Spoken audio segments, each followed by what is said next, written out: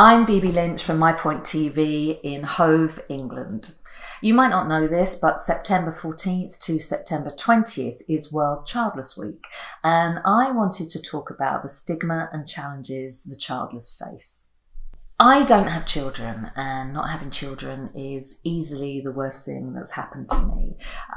My story quickly, I'm what they call socially infertile. So that means physically able to have children. I just didn't meet anyone. I wasn't in a relationship, so I didn't have kids. Socially infertile. That's sexy, isn't it? That's totally going on my Tinder. So yeah, it's kind of what it is. It's the worst thing that's happened to me. And I've been around death and homelessness and violence and alcoholism. As my friend Gemma says, well done on having a life so awful you make money out of it. But not having children is something else. It's not only the pain, the visceral pain of not having your babies. It's not only not having that love, the most beautiful experience in my life. Thank you, Beyonce, very helpful. It's not only not having lineage, it's all those things, plus how you're treated by society if you don't have kids. And that PS is a devastating PS, and one I just wasn't expecting. I could have worded that better, I know. So during World Childless Week, I wanted to look at the stigma and challenges the childless face. And I use the word childless for me because I don't feel child-free works for me. I don't feel free, I don't feel liberated, I feel imprisoned by my loss, and I think a lot of women and men feel the same way. There's the hard-working families rhetoric that excludes me and non-parents everywhere. There's UK MP Andrea Leadsome's assertion that ex-PM Theresa May had no tangible stake in the future because May didn't have children. There's Leadsome's as a mother joy. There's the Daily Mail newspaper reader who commented, if you haven't had a child, you can't put woman on your passport. There's the belief you have no heart. There was a mind-boggling introduction to an item on a TV show in the UK a few years ago, introducing an interview with the aunt of Alan Kurdi, the Syrian toddler who was drowned in the Mediterranean. The presenter said, if you're a parent, you might find this upsetting because, yeah, as a non-parent, that poor child's tragic death was the highlight of my week. There's conversations like the one I had at a funeral. A woman I'd apparently met years ago. Did you ever marry? Me? No. Did you ever have kids? No. Oh, well done anyway. It's not for everyone. And there's also belief that all the childless do is sleep and have stress-free lives because it's only parents who are exhausted, right? I asked Jody Day, author of Living the Life Unexpected, global thought leader on involuntary childlessness, and founder of Gateway Women, a network for childless women, about these attitudes. The stigma and challenges that childless women face are actually quite difficult to articulate to those who aren't experiencing them, because we exist in a blind spot in society, and it's not until you actually find yourself on the receiving end of the microaggressions socially, which kind of come often from comparison, ideas that if you're childless, your life is somehow easier and more perfect than the challenges of being a parent. So all statements that begin with "as a mother" are microaggressions against childless women, and that's just one example. And then there are the structural inequalities in the workplace around maternity leave and benefits, and also the really subtle pronatalist stuff that happens within families. Like a very sort of simple example might be an adult childless person going home for Christmas and being expected to sleep in a tent in the garden whilst her sister's children get her bedroom.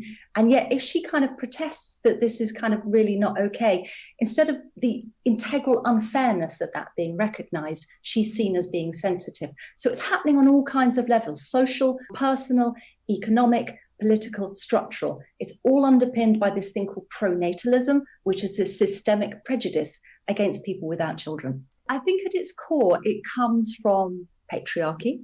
Patriarchy is the ideology that structures our entire society and makes men and their needs really the structuring principle of society. And although we may not see it and we may not use that word, we may not like it, what is patriarchy? That's like asking a fish, what is water? It is the sea that we swim in. And it's what shapes all our ideas about society and about each other. And if really, as a woman, our our project and our value in the patriarchal society is to be the mother to men's children. When you don't have that value, and when you get to the point when you become middle-aged and there's no chance that's going to happen again, you basically have no value in the patriarchal project. So you really have zero value in society. So the prejudices are a reflection of this deeper, often unarticulated belief system, which really comes from patriarchy. The pandemic has definitely amplified pronatalism. It's been like pronatalism on steroids.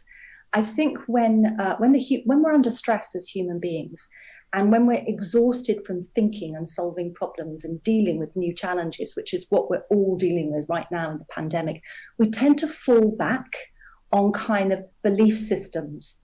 And we don't necessarily know that we are falling back on systems that actually we haven't thought through whether we believe them or not. They're just these kind of things that underpin our thinking. So there is this idea that childless women are having an easy time because that's underpinned by this belief that, motherhood is the most challenging thing there can possibly be. Childless women aren't doing anything around mothering, therefore they're having an easy time. And it's not, if you actually think it through, you apply the slightest bit of logic or reality to these assumptions, and beliefs are assumptions, they're unconscious assumptions, and you actually look at the lived experience of a single childless woman. Number one, you'll see that that's incredibly diverse. And there are some who are absolutely, rocking their pandemic situation, just as there are parents and families and mothers doing it. And there are others who are really, really struggling. That, there is this thing like a childless woman. She doesn't exist. There are women with a variety of situations. And I think also, and this is a nasty one, if you're really, really struggling at home with your kids, trying to work, maybe your partner's driving you around the bend as well. The whole reason your relationship worked was that you actually spent about 40 to 60 hours a week apart.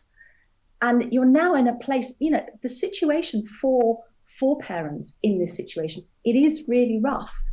And I think what that has done is that has projected some unconscious envy onto childless women, that they're not dealing with that. But what they aren't aware of in that envy, and when we envy something, psychologically, when we envy something, we want it to be destroyed. We don't want it to exist.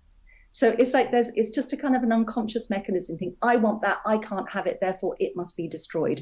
You don't have these thoughts. They're just part of our, perhaps what Jung would have called the shadow. They're not very attractive, they're there.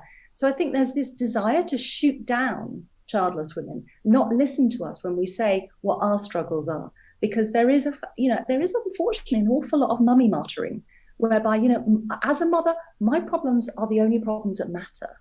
And that's not all mothers at all, but unfortunately they seem to be the ones that bleat loud on social media.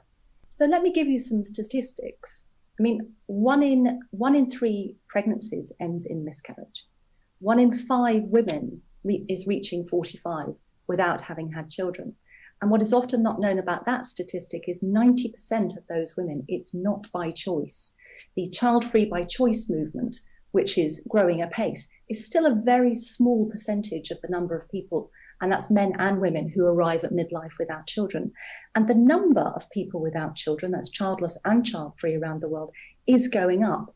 The millennial generation is probably going to be 1 in 4 is going to be, not have children, whether by choice or not. So there is a kind of a huge change happening around this, which is rubbing up against these very, very ancient tribal beliefs of pronatalism.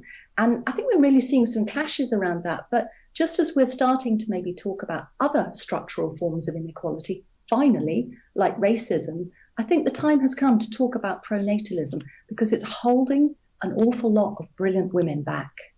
And we need them.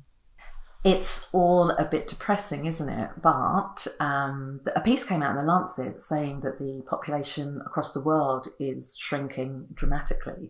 And that will mean more and more childless people. So maybe that also means attitudes will change. Baby steps, yeah. I'm BB Lynch for My Point TV, and that's how I see it. Sign up to become a creator and share your story.